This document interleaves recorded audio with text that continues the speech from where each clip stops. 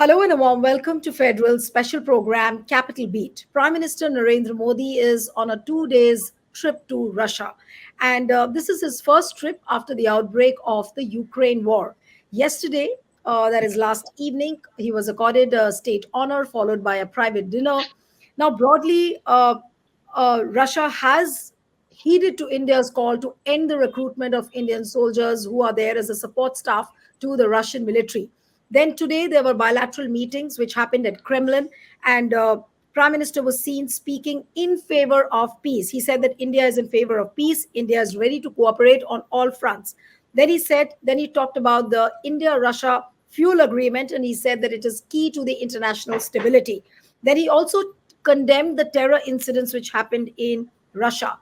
But on the other hand, this meeting between India and Russia is watched closely by America and also by Ukraine. Now, Vladimir Zelensky has already condemned this meeting between Vladimir Putin and Prime Minister Narendra Modi, saying that it is a devastating blow to the peace efforts. And of course, America too is watching, China is too watching. So, what are the big takeaways from this meeting?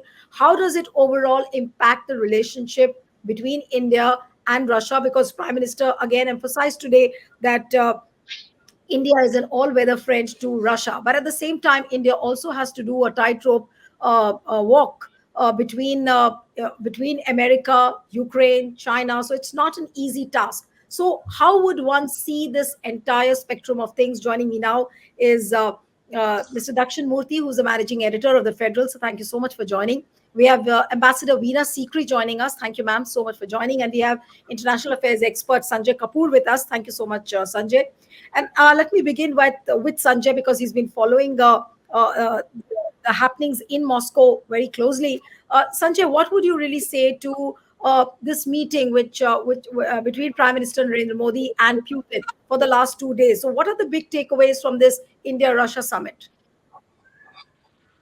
It is very interesting how the meeting came about. It was long overdue. It's not that it wasn't overdue, but the timing has been a bit surprising, primarily because it would have been ideal if he would have gone to the Shanghai Cooperation Summit, but he didn't go there. I'm told that the adequate preparations were made and it kind of got cancelled at the last moment. But those kind of things sometimes arise, and the heads of states, in certain ways, decide to change their program. But the meeting with President Putin comes at a very interesting time. If you look at it, when he was there was a big blast in Kiev that happened. I'm sure uh, President Putin would not have liked that kind of thing to happen, or Mr. Prime Minister Modi would have liked that such an incident to take place. So maybe there is some merit in what the Russian side says, that it was actually the defense systems of Ukraine which were responsible for that. But you see here the reaction of President Zelensky, where he's critical of the meeting between Prime Minister Modi and President Putin.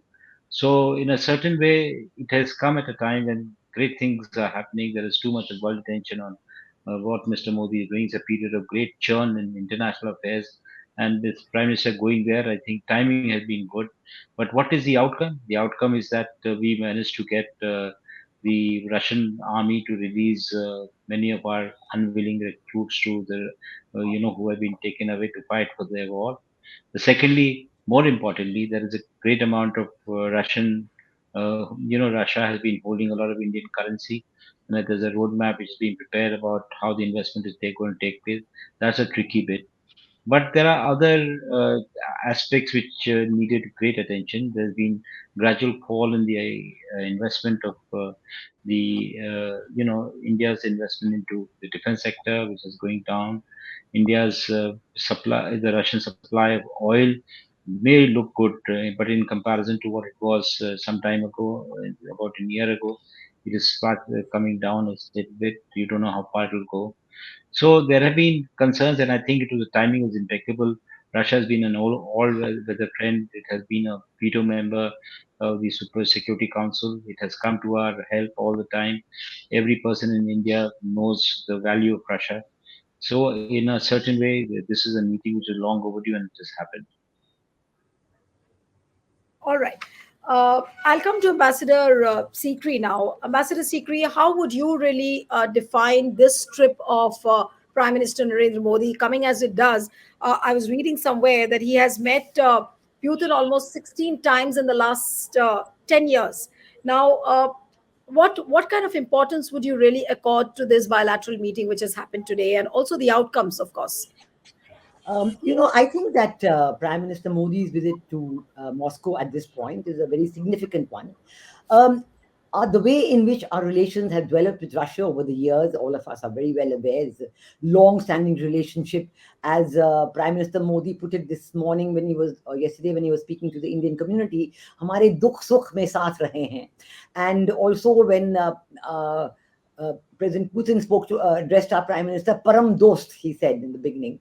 So it's a part of India's strategic autonomy. We have maintained a strategic autonomy as a very important goal of our foreign policy, and it has worked out, I think, very successfully and very well. I think there is absolutely no doubt that Prime Minister Modi and President Putin would have discussed the Russia-Ukraine conflict in great detail. Possibly at yesterday's informal and very private dinner that was hosted by President Putin at his dacha in the suburbs of Moscow, a very, very beautiful location indeed. Our Prime Minister has made very clear that there is no decision possible on the battlefield. There has to be dialogue and diplomacy. Peace has to be given a chance through dialogue and diplomacy. I think there's no point in President Zelensky trying to condemn this meeting, because unless you have discussions with President Putin, you cannot even find a way out of the solution. Trying to isolate President Putin and isolate him from the international community, declaring him some kind of international pariah, is not going to work at all. It's not going to bring a solution. It's not going to bring peace. It's not going to bring an end to all the difficulties and loss of life that is going on. So I think our Prime Minister has really taken the bull by the horns in talking about this subject in Moscow with President Putin. In our overall bilateral economic relationship, I think this is a very valuable and important moment, because the civil nuclear cooperation between India and Russia is significant, and perhaps it's one of the few countries in the world where civil nuclear cooperation is going on very strongly through the Kudankulam plant, and success has been achieved, and more is in the pipeline, very well, for the development of peaceful uses of nuclear energy. And also I would like to say that in terms of our bilateral cooperation, look at the significance of the two connectivity zones that have developed. In the eastern front, we have the Vladivostok Chennai maritime corridor being developed, and Russia is keen that India invest in the Vladivostok region, maybe in the hotel sector, tourism sector, investments in industrial manufacturing. And on the in the eastern side, on the western side, you have the international north-south transport corridor, right from St. Petersburg in the north to through the Caspian Sea, Astrakhan, Caspian Sea, Iran, Chabahar port, and to India. Now, these are very remarkable connectivity corridors which will help India's trade, and not only for India. This is as part of India's leadership of the global south. It has helped all other developing countries who want to use this corridor as well. So those are very important areas. I think the area of purchase of oil is significant. The rupee-ruble trade agreement that we have always been trying to find a viable means for it. How will the Russians use the rupees that have accumulated in India? Are they going to be allowed to buy and sell on the stock market in India? We are encouraging them to do investments in the Indian market. It can be used for transfer of technology, for strengthening the joint investments in the defense sector, production in India, for furthering the Atmanirbharta. So there's a lot of ideas, a lot of programs actually in the pipeline which are going on. I think that India wants to increase its exports to Russia as well. Russia is keen that we invest in the Moscow region. We set up plants there, we send workers there. So there are a lot of ideas which have been gone over in detail. The final document hasn't come out yet, but I'm sure that it will have a reference to all these ideas, which are significant and will continue.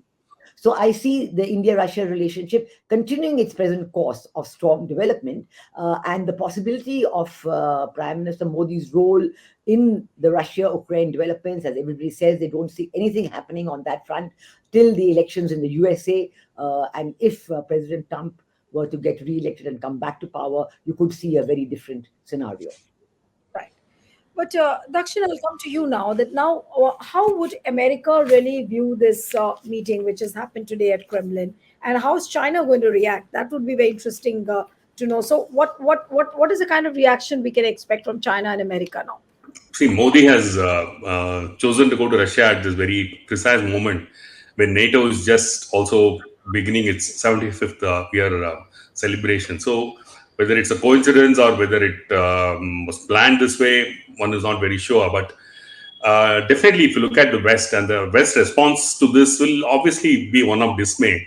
And what Zelensky says is is one side of it, but the rest of the Western alliance, because please remember that this war, though it's between Russia and Ukraine, the entire Western alliance is with Ukraine, and they are aiding it in many different ways. So they would also see this as, if they could even see this as being provocative. At the same time, the West is also helpless. They can't really act against India. They can't, for instance, they can't in the sense they're not able to, though they may probably like to impose some kind of strictures on India for this meeting, because right now one of the aims of the Western Alliance has been to isolate Russia, and this squarely dents that move of the Western Alliance. From so this aim or whatever. So, and it also gives a massive boost to Putin and Russia.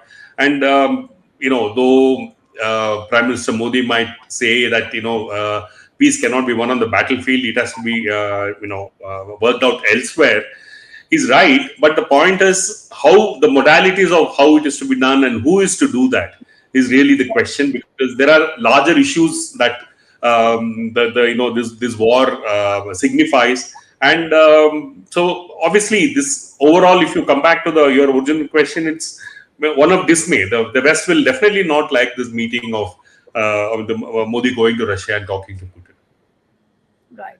But Sanjay, coming to you, will not enough questions be asked of Modi as well? That why didn't you raise the Russia-Ukraine war aspect? I mean, more loudly, more vociferously, because just by saying that we condemn the terror incidents which have happened and the war is just not fought on the battlefield. So statements like these.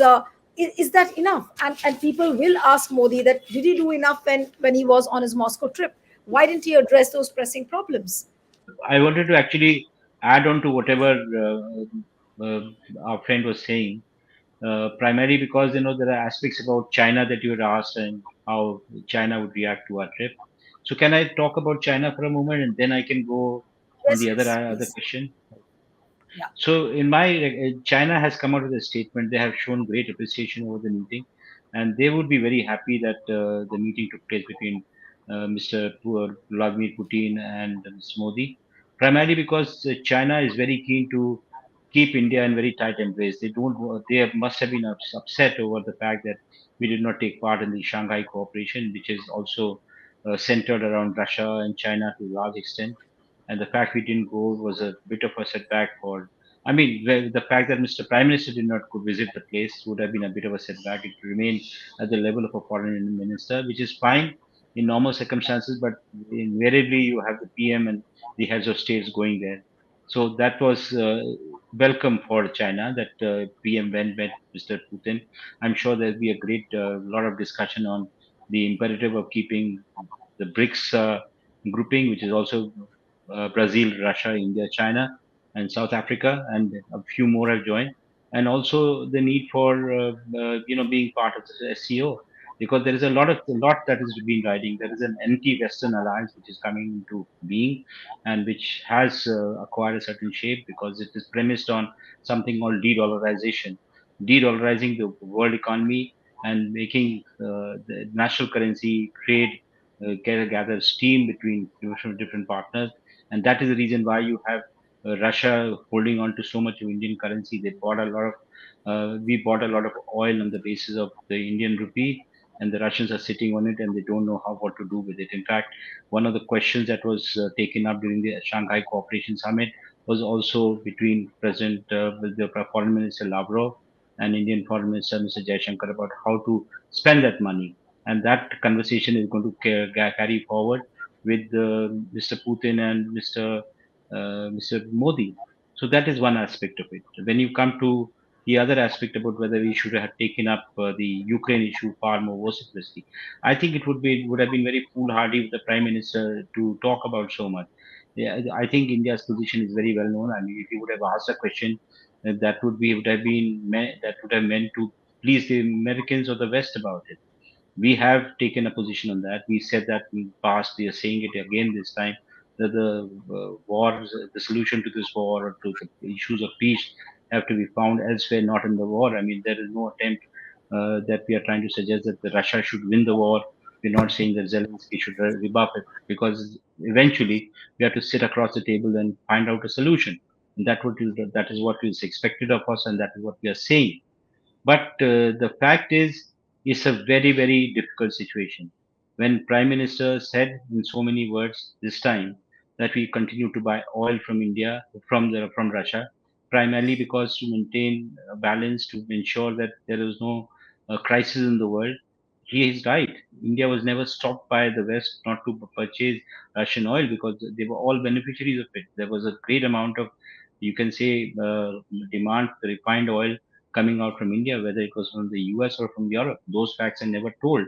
It is used only to browbeat India and to show that India was at the wrong. That's not true. We were doing everything on the right because everybody was on board.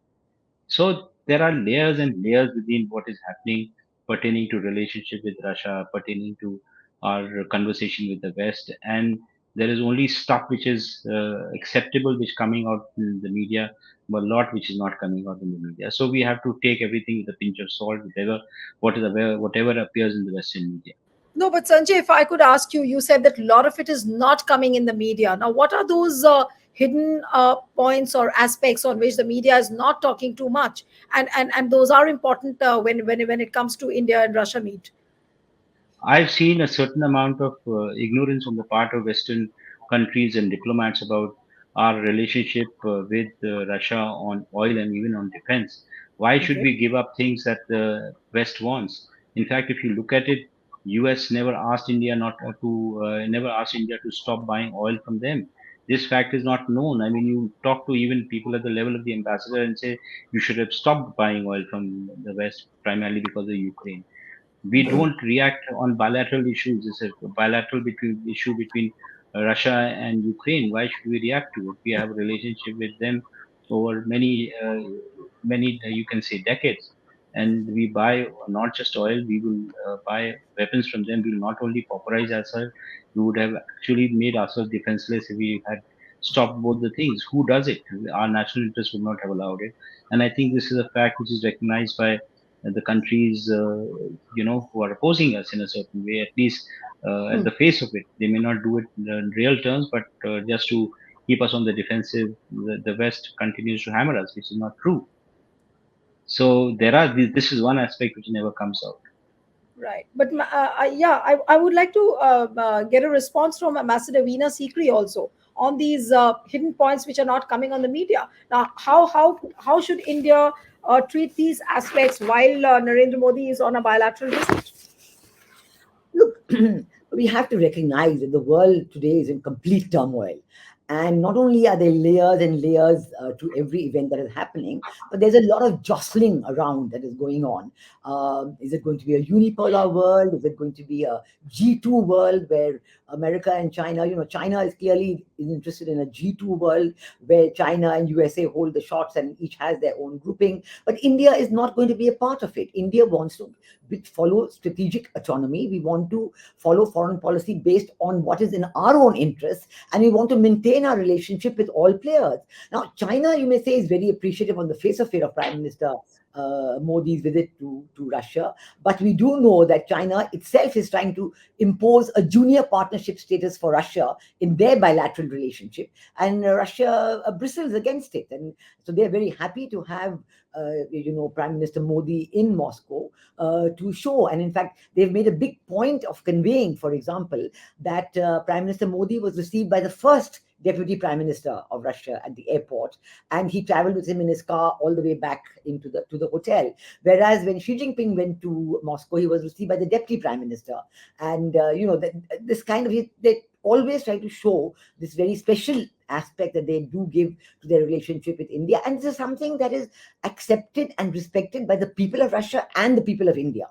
Both the peoples on both sides value this, and this is a very important point. Even people like Foreign Minister Lavrov, who earlier was known to be very much pro-West and not so strong on the relationship with India, President Putin himself has put a lot of, has over the years invested a lot of effort in developing relations with the West. But that's all now out of the window, and now he's turning towards India, turning towards the global South, turning towards a lot of interest that he has in countries of Africa and so on. So we are seeing this big churn, and I think that India has been playing its cards very carefully and very well, and is establishing itself as an important player in whatever may happen. May not be in a day or two, but in a month or many months, certainly down the line. How can the West hope to find a solution to the Russian-Ukraine conflict by total isolation of President Putin? It's not going to happen. They hoped it would happen with the economic sanctions. The opposite happened.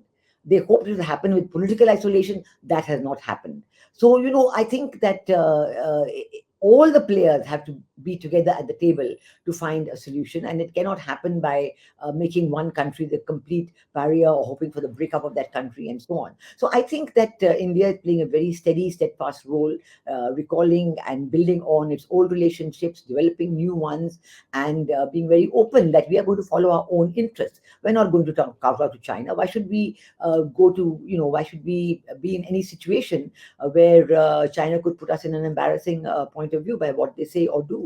So I think we've been very careful on it, and we will continue to be so. The visit has been successful. It's been an important landmark. Everybody will be interested in learning from our Prime Minister and External Affairs Minister as to what happened in the talks, how is it going, what is the likely outcome, how is this issue, the conflict going to be solved, and the future economic dimensions of the relationship. As I said, even the two transport corridors, they have great interest in the rest of the world because it's a new addition to existing transport corridors, and it means a lot for ease of transportation. It means a lot of lack of dependency on the traditional Suez Canal and the Red Sea and so on. So it's a big thing, and working on these issues is important for India, and we are very careful to develop our own interests in this regard, and it's going to make a big difference in the years to come.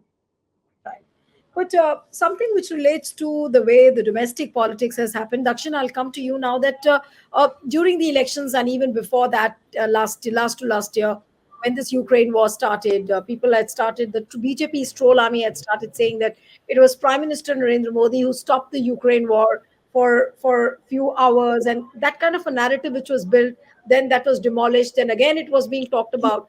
Now that Prime Minister Modi is there in Moscow, and this is his first visit after the outbreak of the Ukraine war, don't you think that the similar questions will be asked of Prime Minister Modi? Then what did you do actually to stop the Ukraine war? Will those questions not be asked?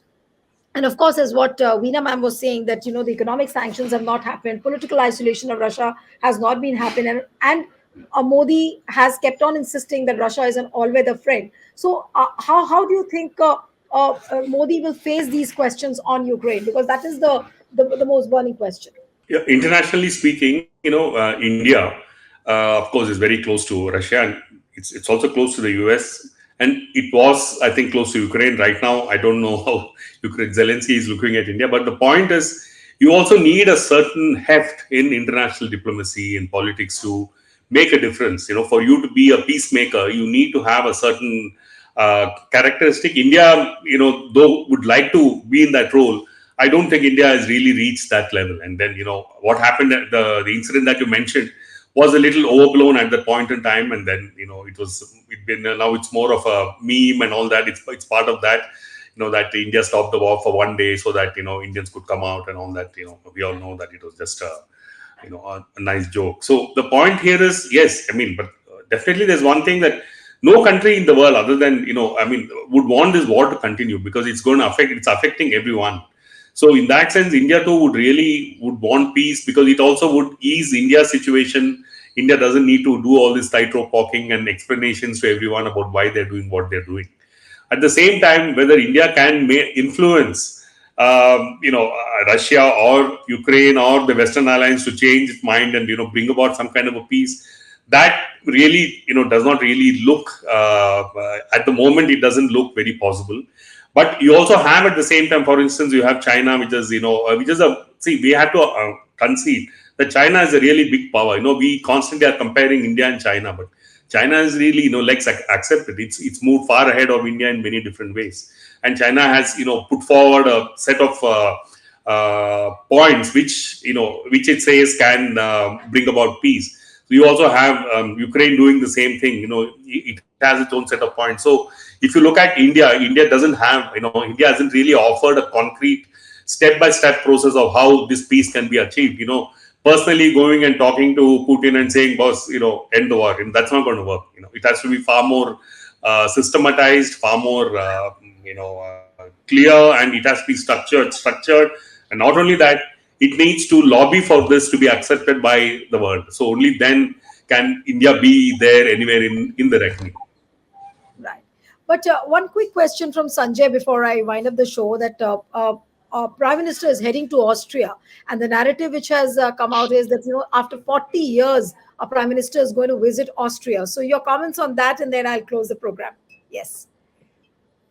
I think it's the fact is that Austria, the prime minister may be going for the first time in 40 years, doesn't take away anything from the relationship as such. I mean, there may have not been enough reason for you to go to Austria, but it doesn't mean that it's like a Himalayan peak that you need to put a flag everywhere you go.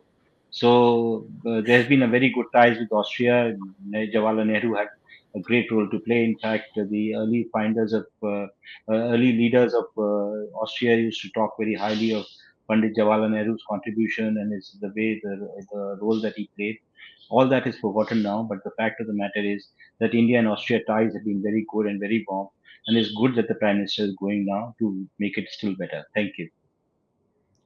So after 2 days of intense focus on Moscow, now let's see what happens in Austria, and we'll take a look at whatever happens there. Thank you so much, Ambassador Veena Sikri, Dakshin, Sanjay. Thank you so much for joining. And one appeal to the viewers who are watching this discussion: subscribe to our channel, send us your feedback, and stay tuned to the Federal.